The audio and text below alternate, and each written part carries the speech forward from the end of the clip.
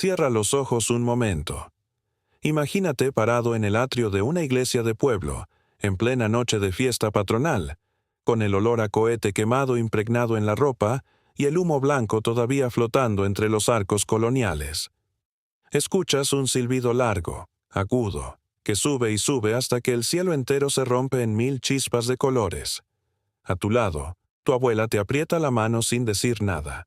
Arriba, la figura de un toro de fuego gira y escupe luz mientras la multitud lanza gritos que mezclan el susto con la alegría. Eso era el Castillo de Pólvora. Y si creciste en México antes de los años 90, ese momento fue tuyo. Hoy hay que contar qué pasó con él. Durante décadas, el Castillo de Pólvora fue la coronación inevitable de cualquier fiesta que se respetara en México. No importaba si estabas en la Feria de San Marcos en Aguascalientes, en la Fiesta de la Candelaria en Tlacotalpan, Veracruz, o en el barrio de Tepito celebrando a su santo patrón. Cuando caía la noche y la misa mayor había terminado, la gente se arremolinaba en el atrio o en la plaza principal con una expectativa que no necesitaba palabras.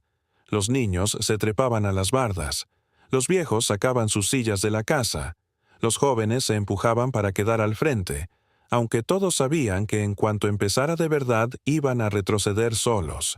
El castillo era una estructura de carrizo, madera y alambre que podía medir desde 3 hasta 15 metros de altura. Un maestro cohetero, con años de oficio encima, lo diseñaba semanas antes como si fuera arquitectura. Ruedas, palomas, figuras de diablos y toros, estrellas, soles giratorios, todo amarrado con mecate y cargado con pólvora negra mezclada en proporciones que el maestro guardaba como secreto de familia. En Tultepec, Estado de México, que desde los años 40 era ya la capital nacional del cohete artesanal, una familia entera podía pasarse 2 semanas construyendo un solo castillo de encargo. El precio en los años 70 rondaba entre los 800 y los 2,000 pesos de entonces, dependiendo del tamaño y los efectos. Era dinero serio para una mayordomía de barrio, pero nadie cuestionaba el gasto. El castillo no era un lujo. Era la prueba pública de que la fiesta había sido hecha con devoción. El sistema que sostenía al Castillo de Pólvora era tan antiguo como la evangelización misma. Los frailes franciscanos y agustinos del siglo XVI habían traído la pirotecnia desde Europa como herramienta de catequesis. El ruido y la luz convocaban a los indígenas a las celebraciones religiosas mejor que cualquier sermón. Lo que los frailes no calcularon fue que la tradición se iba a mezclar con el conocimiento prehispánico del fuego ceremonial y con la idiosincrasia festiva del mexicano para producir algo completamente propio.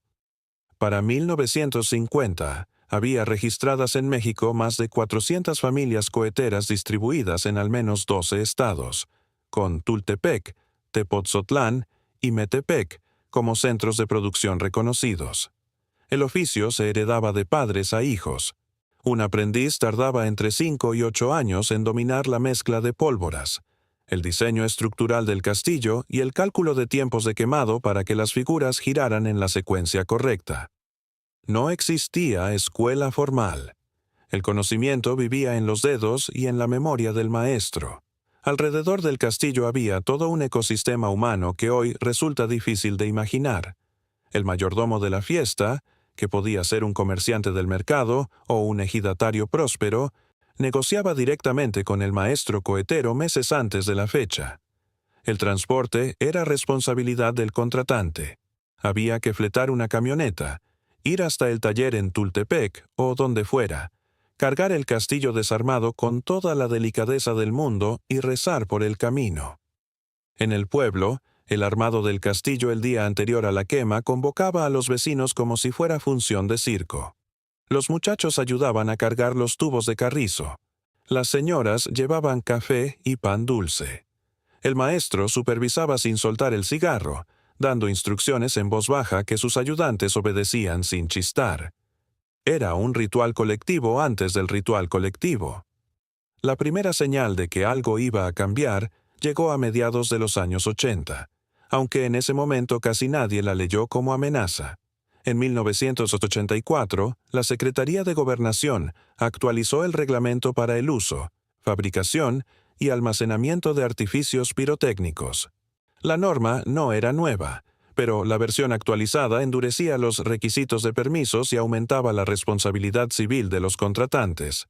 Por sí sola, esa medida no transformó nada de golpe, pero coincidió con otro fenómeno que sí fue decisivo: la explosión demográfica de las ciudades medianas.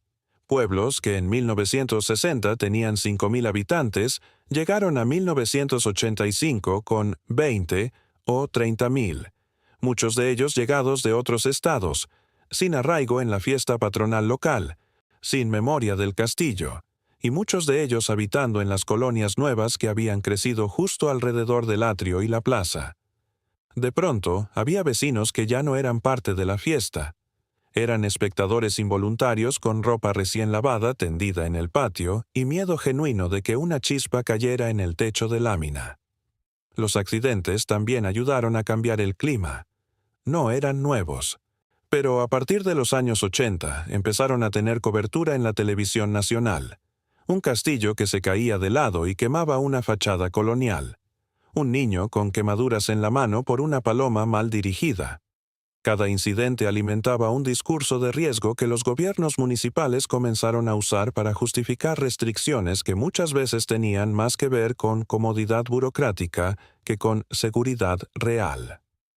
Para 1990, varios municipios del área metropolitana de la Ciudad de México ya exigían pólizas de seguro para autorizar castillos, un requisito que pocas mayordomías de barrio popular podían cumplir.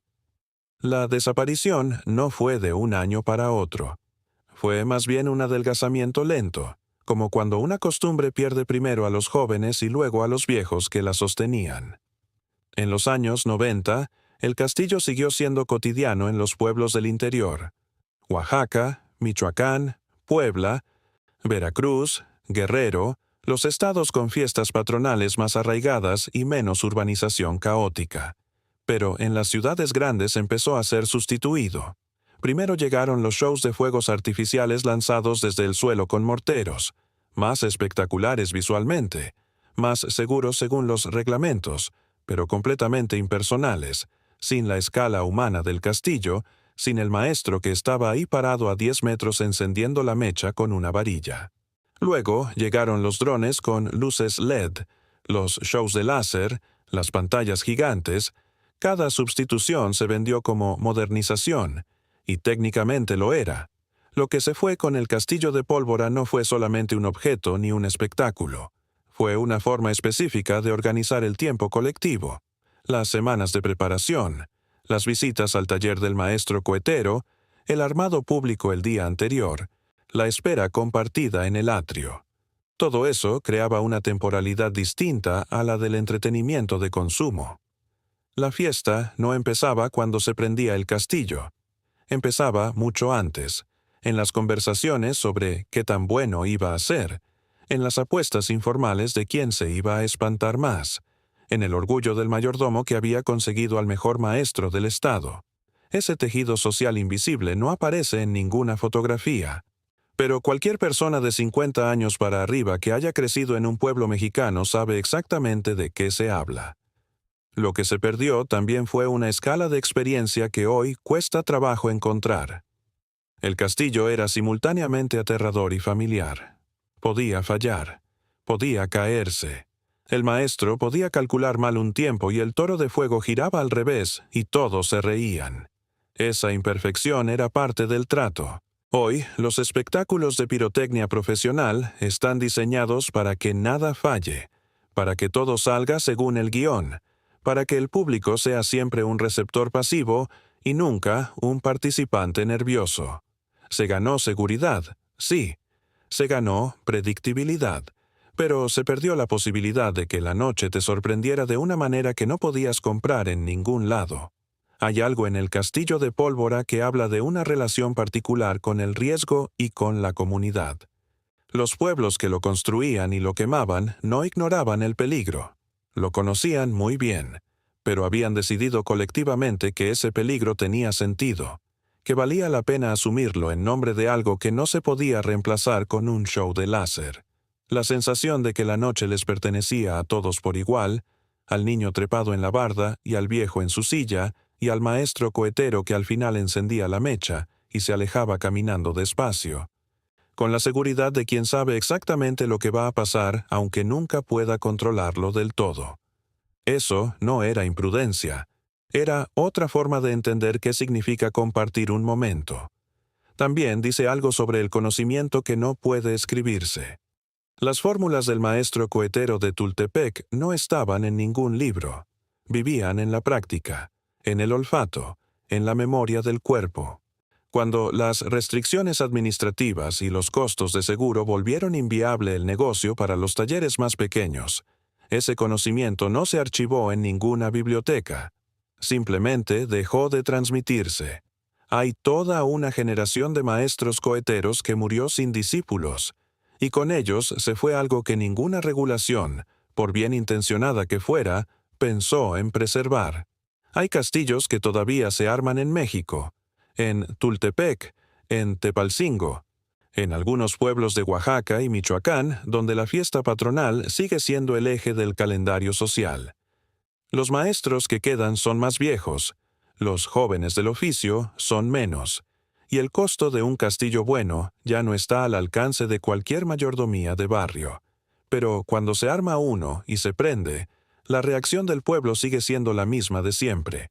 La gente levanta la cara al cielo, el humo sube blanco entre los arcos, y por un momento nadie está mirando su teléfono.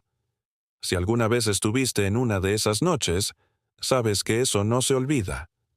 Cuéntanos abajo en los comentarios cuál fue tu castillo más memorable.